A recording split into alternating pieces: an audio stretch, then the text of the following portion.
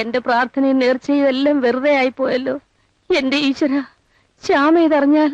അമ്മ അവൻ സിനിമാക്കാരനാ. അവനെ കാണുന്നെല്ലാം വെറും സിനിമയാ. കഥ എഴുതാൻ ഒരു ബംഗ്ലാവും പകർത്തി എഴുതാനും ശുശ്രൂഷിക്കാനും സുന്ദരിയായ ഒരു പെൺകുട്ടിയും. അവൾ എന്തിനും തയ്യാറാണെന്ന് കൂടി അറിയുമ്പോ ചന്ദ്ര, നാണം കെട്ടതൊക്കെ ഞാനാ.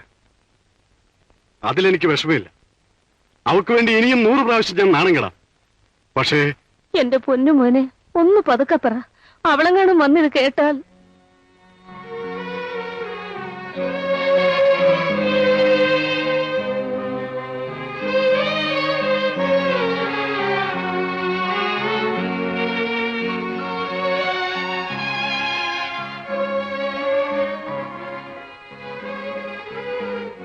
എന്റെ പൊന്നുമോളെ, നീ.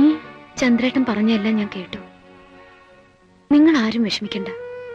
എനിക്ക് സങ്കടമൊന്നുമില്ല. ഒരു ദുസ്വപ്നം കണ്ടതാണെന്ന് വിചാരിച്ചോളൂ. എനിക്കറിയാം വിശ്വേട്ടൻ ഇന്ന് പോവും. പോകുന്നതിന് മുമ്പ് എനിക്കൊന്നുകൂടെ കാണണം.